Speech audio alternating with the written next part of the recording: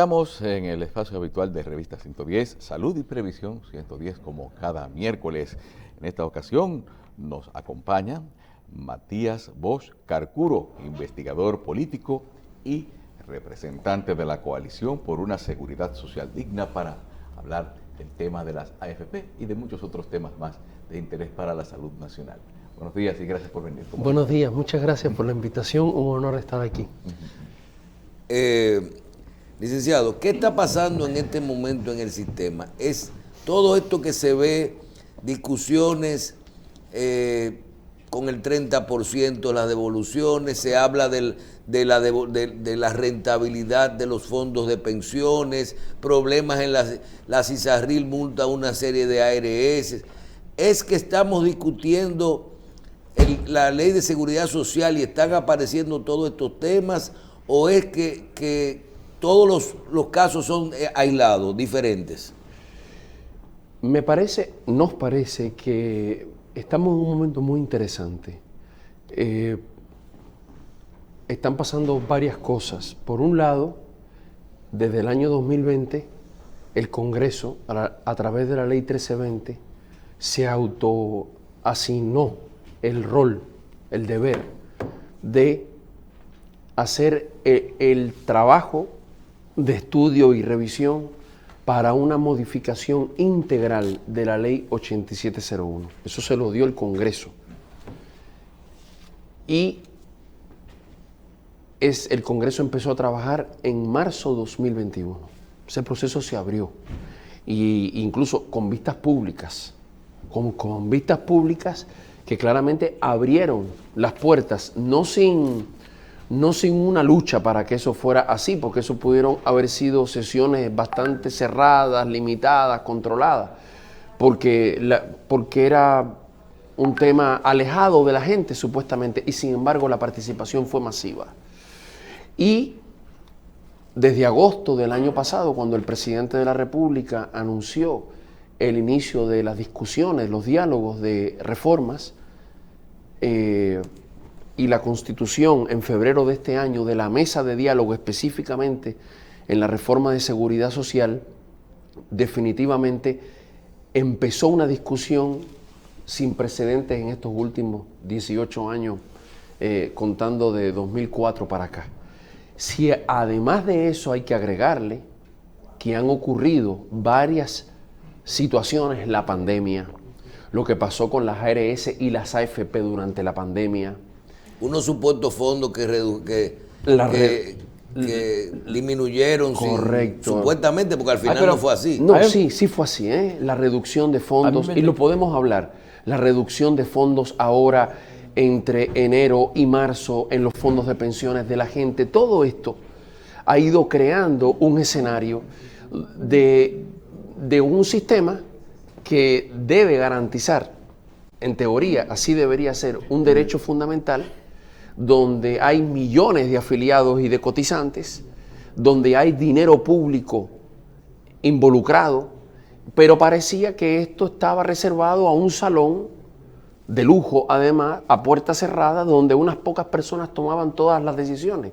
Y yo creo que estamos en un momento democrático muy importante. Por un lado, una gran incertidumbre, una gran desconfianza respecto de ese sistema privatizado, capturado, controlado por muy pocos, una conciencia creciente de los derechos y unos espacios de diálogo y también de demanda, de exigencia y de protesta muy importantes para recuperar un derecho, pero también para un ejercicio indispensable de la democracia. Si hay un derecho y yo ese derecho no se me está garantizando, no está siendo efectivo como debe ser, ¿qué le toca a una ciudadanía democrática? Participar, movilizarse, protestar, demandar, exigir información, exigir cambios también donde corresponde.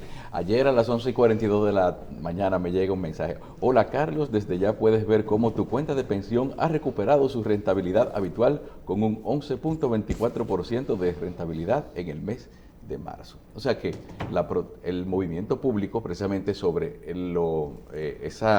ese debate que se generó sobre la disminución de los fondos acumulados por la variación en la tasa cambiaria, fue algo que tuvo impacto en lo que son las administradoras de fondos de pensiones. O sea, de cierta manera podemos ver cómo sucede eso.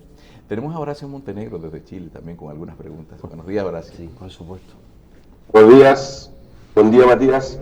Buen día, Horacio. Matías, más allá de la pérdida eventual de los fondos de pensiones que se estima 8.000 millones de pesos, la polémica sobre el tema de las AFP trasciende más allá del tema de la rentabilidad, ¿cierto? Lo que se discute que en el sistema, ¿cierto?, más allá de las ganancias en el sistema de pensiones, es si realmente la gente va a recibir una pensión o una jubilación que le alcance para poder subsistir. Y ahí hay un tema estructural, hay un tema del modelo, y tú, en varias entrevistas que hemos tenido previamente, has sostenido, ¿cierto?, que tú no estás de acuerdo con mantener el modelo de AFP. Entonces la pregunta es, ¿tú crees que es que con todo esto que está pasando robustece el argumento de ustedes o y que representan gran parte de la población de no más AFP, o deberían haber una reformulación y una reestructuración más profunda del modelo para que sea más equitativo? Fíjate, la Coalición por la Seguridad Social Digna y el sector social está participando en la mesa del diálogo por las reformas. Y nos da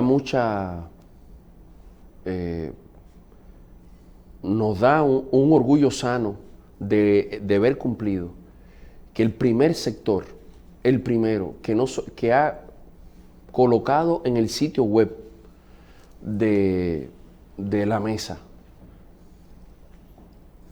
sus propuestas, y el día pasado, junto con 2 partidos políticos, presentó una propuesta de 30 minutos desarrollada en detalle, fue el sector social, que tiene una propuesta y lo tiene en la mesa de diálogo. Podríamos decir que después de la propuesta que las centrales sindicales presentaron en 2018, esta es la primera propuesta que se presenta de modificación verdaderamente integral del sistema, y lo presentamos. Ya lo tiene el ministro de Trabajo, lo tienen todos los sectores representados en la mesa,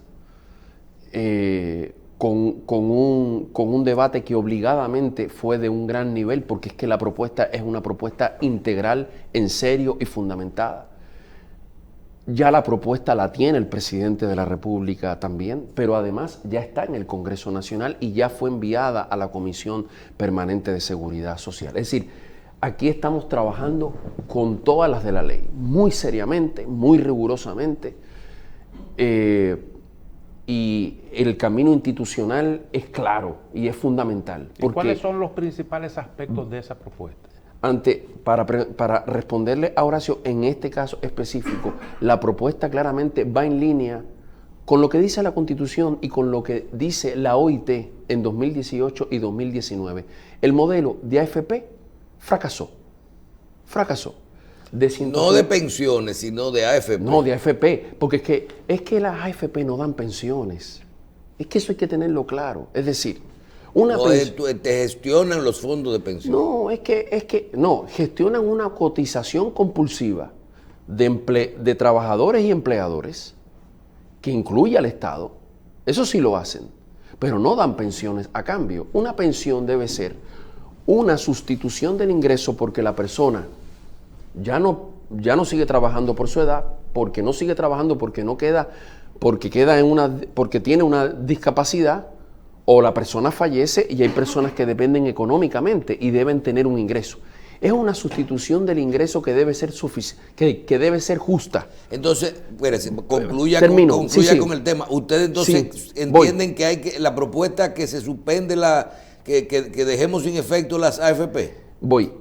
Debe ser una sustitución justa de tu ingreso. Debe ser una sustitución que te permita vivir dignamente y debe ser permanente, permanente, es decir, la pensión, si la pensión se acaba cuando dice una fórmula dice que se me acabó y mi cuenta se me acabó, entonces yo no tengo una pensión. Yo lo que tuve fue que durante mi vida activa, económica, me retuvieron dinero, ¿sí?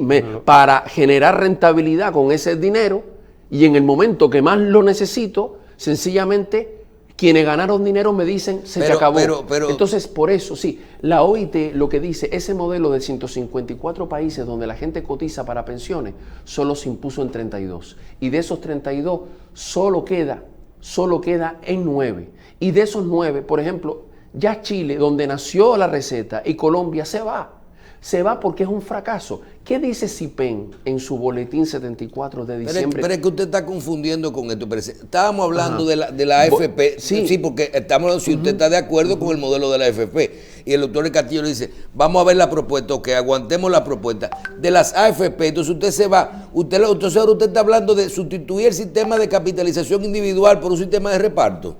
No. Porque lo que no funciona en lo que usted está hablando de la devolución, al final, de que se te puede acabar el fondo, y eso no es la de la AFP, es el tema del tipo de cuenta. Ok.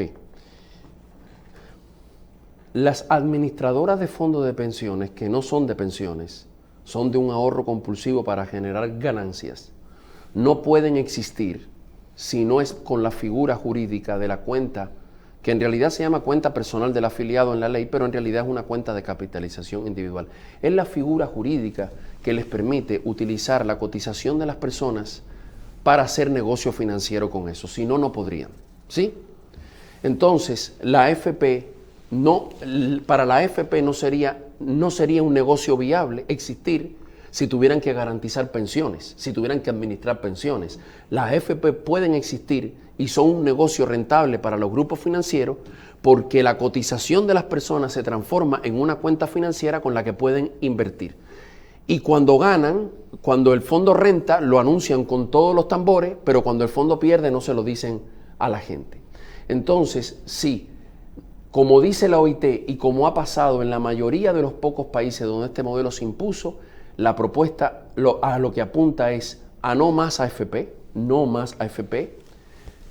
que las personas tengan como en un verdadero sistema de seguridad social, yo tengo una cotización definida, yo tengo una cotización obligatoria, pues a cambio el sistema, la ley y quien administra el fondo tiene que garantizarme un beneficio definido también. O sea, yo pago tanto, pues a cambio el sistema me tiene que dar garantía. Entonces no vamos a reparto. Para algo se llama seguridad social. Ya voy para allá. Y entonces, por ejemplo, lo que nosotros estamos proponiendo es que el monto de la pensión no puede ser inferior al 80% del ingreso de la persona. Del último ingreso. Sí, del ingreso promedio. Y que en el caso de las personas que están en los niveles más bajos de ingresos no puede ser inferior al 100% por una razón, porque si a una parte importante de las familias no le da el dinero para la canasta básica del nivel más bajo de ingresos, si nosotros le damos un porcentaje, lo que estamos diciendo es, miren, la clase media, cuando le llegue la hora de retirarse, incluyendo una discapacidad que no tiene edad, la discapacidad te puede pasar a los 60 como a los 30. Lo que estamos diciendo es, mira, la clase media cuando le llegue cuando necesite pensionarse, se va a transformar en pobre y los pobres se van a transformar en indigentes. Por lo tanto, sí, ahora, perfectamente las personas pueden mantener un ahorro complementario privado en una cuenta financiera privada, pero eso es libre mercado, no como hasta ahora, donde unas pocas empresas con una ley obtienen de manera compulsiva y obligatoria una cotización para en realidad no garantizar pensiones. ¿Qué dice la CIPEN en el boletín 74 de diciembre de 2021? Las personas se van a retirar con suerte con un 30% de su salario. Como dice Horacio, a la gente no le debería llegar un SMS ni un email diciendo subió la rentabilidad. Pídanle a la AFP que le digan con cuánto se van a pensionar. Si llegan a los 60 años, o si, por ejemplo... Y si llegan a las 360. Y si llegan a las 300 o si necesitan antes. Porque esa es la verdadera garantía que le debería dar una AFP. ¿Cuál es la realidad? La que dice CIPEN. La gente se va a retirar con un 30, y más bajó de un 30%. Hay gente que se retira, que se está retirando ya con un 11%, con un 15% de su salario. Conozco un caso de una persona que se acaba de retirar, ganaba 100,000 pesos, estuvo cotizando sin falta todos estos años. Pero ya él tiene 360 cotizaciones. Se retiró con cesantía en edad avanzada. Sí, que es una de las formas de pensión. El caso es que esta persona que ganaba 100,000 pesos, que es un salario de lujo en la escala salarial dominicana, se acaba de retirar con 10,300 pesos. No es ni el 11% de su salario. ¿Qué le pasa a una persona que con 100,000 pesos baja a 10,300? Y se le puede acabar. Y se le acaba. Eso no es una pensión. Pues nosotros tenemos que decirle a la gente, al pueblo dominicano, que sí, la seguridad social es un derecho fundamental, artículo 60 de la Constitución. Lo que la gente necesita no es una administradora que se enriquezca con miles de millones de pesos cada año y le diga, tu rentabilidad subió un tanto por ciento, que por cierto, no dicen la rentabilidad real, dicen la rentabilidad nominal. Ese 11% que dan, tienen que restarle la inflación. Y entonces vamos a ver que no es un 11%, es un 4%, es un 3%. Para los países, esa es la rentabilidad real. Es con cuánto te vas a pensionar. ¿Con un 30%? ¿Con un 35%? ¿Con un 15% de mi salario? Pero eso no es una pensión, eso es hambre. Mientras tú te enriqueces todos los años con mi dinero. Los países que han ido abandonando el esquema AFP, según usted nos contaba al principio, sí. ¿Por qué lo han sustituido? Lo han sustituido, y eso es muy interesante, hay varios esquemas. Hay una norma más o menos internacional, un estándar que lo da la OIT, que es el organismo de referencia internacional en materia de trabajo, empleo, seguridad social. La Organización Internacional del Trabajo, que te dice, mira, un país debería tener en esencia un pilar que cubre a toda la población. Un pilar que cubre a toda la población, que es un pilar tripartito. Es decir, contribuyen nuestras cotizaciones, la del empleador y el Estado, porque el Estado pone dinero. Es decir, esa rentabilidad que se obtiene de las AFP, no la obtienen las AFP. Actualmente esa rentabilidad la pone fundamentalmente toda la sociedad, porque es en inversión en deuda pública y en bonos del Estado, por lo tanto es el dinero público. Se traduce en deuda pública que vamos a pagar todos, hasta nuestros tataranietos. Entonces, ese pilar se financia así. Luego pueden haber pilares donde de manera complementaria las personas ponen más dinero y obtienen una pensión más alta, incluso ahorro privado en instituciones financieras. Pero los sistemas de pensiones tienen que garantizar una pensión a las personas. Nosotros en nuestra ley nadie puede decir con cuánto se va a retirar. Nadie lo puede decir. Tenemos ejemplos como el de Uruguay, como te digo, que te da una pensión para todo el mundo y encima de eso las personas pueden hacer un ahorro extra. Y tiene sistemas que sencillamente, bueno, y aquí en República Dominicana, hay casos en que las personas se retiran con un 90%, con un 80%. El promedio en América Latina de retiro, el promedio, hay países que es mucho más alto, es con el 67% de tu salario. Y nosotros estamos diciendo que vamos a tener la peor tasa de toda América Latina. Es decir, en los demás países les va mucho mejor que en República Dominicana. ¿Por qué? Porque no tienen este modelo. ¿Por qué si nosotros...? Sí, perdón. Adelante, Montaner. Gracias, Cristino. Matías, el modelo que ustedes proponen de reforma para el sistema de pensiones, ¿termina siendo financiado por el Estado al final? ¿Es un pilar solidario lo que ustedes proponen para estos efectos? Y eso, porque eso es una cantidad de recursos infinito. ¿Cuál es la propuesta concreta de ustedes y cómo se financia eso? Bueno, a ver, este sistema que tenemos actualmente, sabemos muy bien cómo se financia. Se financia con una cotización que sale del salario de las personas y sale de los beneficios obtenidos por los empleadores. En el caso de los empleadores privados, el 95% son micro, pequeñas, medianas empresas. la inmensa mayoría de la masa trabajadora y de micro, pequeñas y medianas empresas poniendo dinero y el Estado endeudándose, o sea que al final es esa misma masa la que aporta el dinero para no tener pensiones. Y un inmenso fondo que no le garantiza pensiones a nadie, pero sí garantiza ganancias a sus administradoras. Es como el famoso merengue, lo ancho para ellos, lo estrecho para uno. Pero en este caso uno somos los que deberíamos tener el derecho y ellos son los que administran. En un sistema de pensiones el financiamiento es solidario. El financiamiento es solidario. Es decir, las personas que son más jóvenes, sí, por supuesto, como pasa con el agua, con los semáforos, con las avenidas, con todo, las personas que son más jóvenes contribuyen con quienes son menos jóvenes, las personas que ganan más contribuyen con quienes ganan menos, y el Estado contribuye, pero es que el Estado contribuye en la actualidad. Es decir, de nuevo, el 80% de esa rentabilidad generada en la actualidad la pone el país. Pero financiamos un sistema que no nos da ninguna garantía. Siempre un sistema de pensiones se va a financiar en última instancia, lo mismo pasa en Chile, tú lo sabes, entre trabajadores, empleadores y Estado. La diferencia es que nosotros estamos proponiendo lo que dice la Constitución, lo que dice la OIT, lo que sucede en la inmensa mayoría de países, que ese sistema tiene que con los ajustes conforme vayan pasando los años y se den cambios demográficos, garantizarle a las personas una pensión, primero, que sea digna, es decir, que le permita vivir y no sea una migaja del salario que tenían. Segundo, que vaya incluyendo cada vez más a más población, porque no podemos seguir teniendo personas que tienen que pedir limosna o que su familia lo mantenga porque no tienen un ingreso. Además que sea oportuna, que le llega a la persona cuando lo necesita. Y luego que no le digan que se le acabó, sino que sea mientras esté viva. El financiamiento va a ser el mismo en las fuentes de financiamiento, pero nosotros lo dijimos muy claro en la mesa el otro día.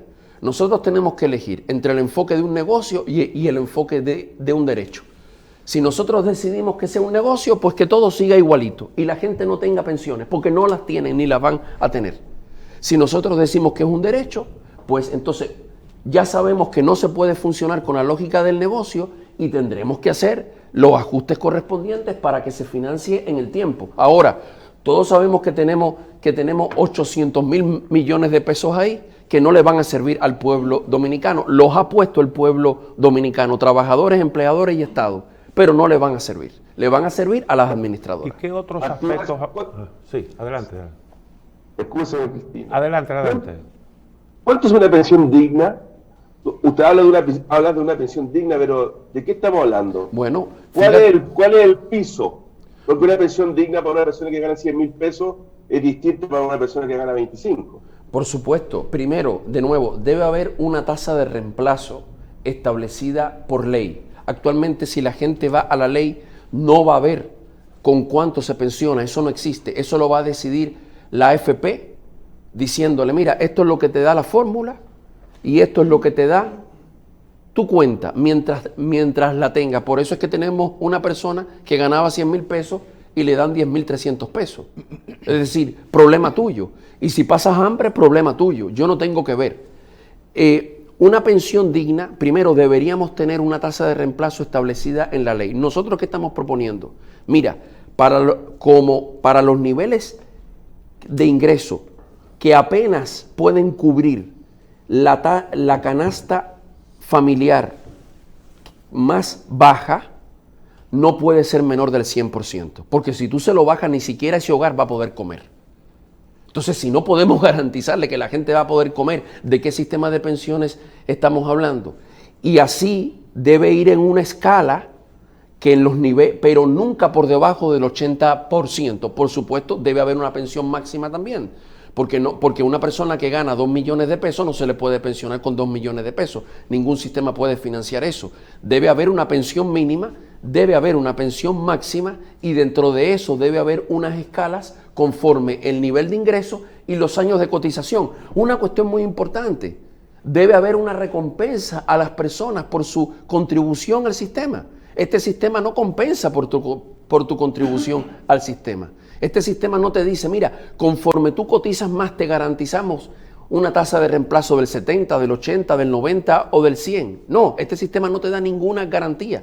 La única garantía es para el que administra. Por lo tanto, una pensión digna va a ser una pensión que como mínimo cubra la canasta básica, como mínimo. Sin eso no podemos hablar de dignidad. Yo veo que en muchos países se está discutiendo el mismo problema.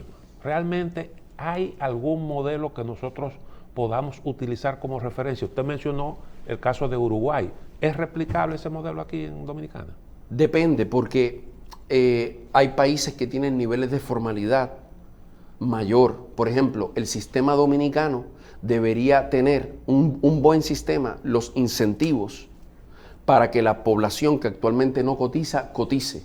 Pero claramente la población que no cotiza no tiene ningún incentivo para cotizar si su dinero es si sabe. Entonces no está funcionando, no tenemos ningún modelo que podamos replicar. No, sí, lo que estoy diciendo es que tenemos que el sistema se ha pensado para que sea sostenible para quienes lo administren, pero no para la población. Por ejemplo, por supuesto que si el modelo es de una cotización que no te da ninguna garantía a una persona que no cotiza, ¿sí? Y una persona que se va, pero si una persona que ganaba 100,000 pesos se retira con 10,300, ¿para qué yo voy a cotizar si yo no estoy cotizando? Es decir, es un sistema que tiene que poner los incentivos correctos y darle a la gente las garantías de que al cotizar se va a beneficiar la persona y su familia. Claro que el modelo que está demostrado que falló, que fue un fracaso y que todos están desmantelando, incluyendo Chile, donde nació, es el de AFP y de las famosas cuentas individuales. Eso fracasó. Cada país tiene que hacer sus ajustes. Fíjese algo, en algunos países pueden haber discusiones de cómo se aumentan. Pero no funciona bien en ninguno. No. Oye, tenemos 154 países donde hay sistemas de pensiones con cotización. Y por eso, fíjense, nosotros podemos ver países donde hay discusiones. Bueno, ¿cómo lo hacemos más sostenible en el tiempo? ¿Cómo aumentamos la pensión? Ese tipo de discusiones se dan. Pero en ningún país donde la gente tiene una pensión garantizada, una tasa de reemplazo digna, una pensión que le permite vivir de manera decente, tú vas a ver una sola... ¿De dónde salen esos fondos? Tú no vas a ver una sola protesta. Es decir, tú no has visto nunca un país que tenga un sistema de pensiones garantizadas para su ciudadanía, donde haya una manifestación con la gente exigiendo que se le entreguen los fondos a unas AFP. Eso tú no lo has visto jamás. Ahora, ¿dónde hay protestas? En Colombia, en Chile, ¿dónde hay malestar? En países como República Dominicana, como Perú. Ahí está el malestar, donde las personas saben que todos los meses tienen que cotizar o le ha tocado cotizar en algún momento su dinero. Legalmente es el dueño, pero nunca más lo ve y a cambio va a tener una miseria. Ahí es donde tú tienes protestas, malestar, incluso estallidos sociales como en Chile. Y por eso nosotros hemos dicho, y lo dijimos en la mesa, se lo dijimos al presidente, República Dominicana tiene suficiente tiempo para no recorrer el camino de Chile y de Colombia, que es el camino del lamentable estallido social. Porque cuando la gente sabe que ha tenido que poner dinero y que a cambio de eso se le ha violado su derecho, se le ha estafado y se le ha saqueado y a cambio tiene que vivir de la caridad, entonces la gente no soporta la indignación. Pero la propuesta puede evitarlo a tiempo. La propuesta podría ser eliminar del sistema de seguridad social la parte de la pensión y dejarlo con la salud y resolverle 2 o 3 problemitas pequeños de cobertura que tiene la salud. Bueno, porque las cosas están muy mal. Está mal la pensión, está mal la retribución, está mal la comisión, está mal el monto de la pensión, está todo. Yo creo que lo mejor es, mira, devuélvanle su cuarto en 10 años a todo el mundo. No, la gente sobre todo, y podríamos en un programa, si ustedes así lo deciden, hablar del tema salud, porque la ley, la reforma va a ser integral, las personas están financiando. El país está financiando, todos estamos financiando, todos, los que están aquí, los que nos están viendo, un sistema que habla de pensiones. Lo que la gente quiere son pensiones. Si la gente quisiera ahorrar, pues tiene los bancos para ahorrar y las cooperativas.